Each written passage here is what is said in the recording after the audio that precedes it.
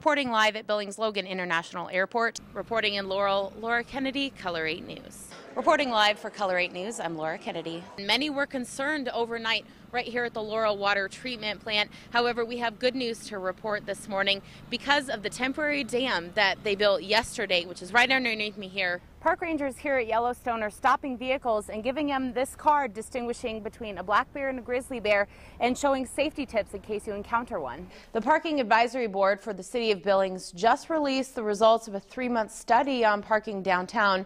They recommend making some long-term parking free to make parking easier for visitors. You can see the size difference from that Siberian tiger paw print to my hand. We are here inside the tiger exhibit at Zoo Montana. The owners originally picked the name Tipsy Cupcake because they wanted to have wine and cupcakes together, but because they ended up choosing a location here at the movie theater where there would be a lot of kids and families, they nixed the wine idea, but the name stuck. It was called Midnight Madness, and it certainly lived up to the name here at Rimrock Mall.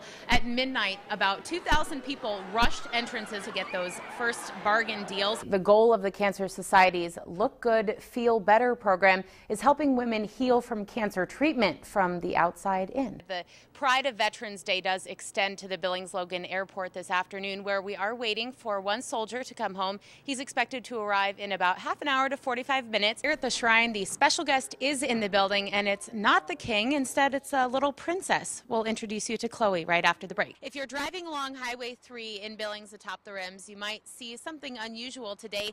These megaloads began their journey to Billings back in April, but we're delayed because of all the flooding that we got. Billings is just one of 5 cities in the country chosen for Project Arch. That stands for Access Received Closer to Home. The goal of this 3-year pilot program is to make life after military service a bit easier. Laura joins us now with the very latest. Laura? Greg and Katie, park visitors tell me that while they're enjoying their time in the great outdoors, this incident is certainly a wake-up call. It made us quite a bit worried. Instead of breathtaking views, visitors attempting to drive through Yellowstone's South Rim Thursday found this. Park rangers sent the hundreds of cars headed to the park's second most popular site back the other way. There was a bear mauling yesterday. A deadly attack by a mother grizzly on Wednesday morning left one backwoods hiker dead and one injured, forcing the closure of South Rim Drive and area trails. Just missed it by a day. We were going to go through there today, so it's very surprising. One visitor from West Virginia was in the park during the attack. She heard details from a ranger. It was horrifying, absolutely horrifying. We've always wanted to go in the back country, but this has definitely changed our mind about it. Park officials say tourists should be knowledgeable about wild animals. After all, we're camping and hiking in their homes. Park rangers here at Yellowstone are stopping vehicles and giving them this card distinguishing between a black bear and a grizzly bear and showing safety tips in case you encounter one. North. Yep. Thank you. Yep, you're welcome. Have a great time. Some visitors say the first death by grizzly attack in the park since 1986 could change their vacationing habits. And in a way, I kind of wish they would stop backcountry hiking because this is their home. We're just visiting. The park reports 150 grizzlies call Yellowstone home. The former cowgirl had just one simple request: to ride a horse. And although it was her wish, today was just as meaningful for her family, seeing Grandma back in the saddle one last time.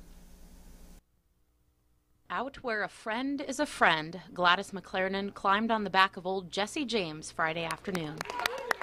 The 98-year-old from Terry, Montana, grew up riding horses and raised her kids around the animals. I always enjoyed riding. I rode a lot of horses when I was younger.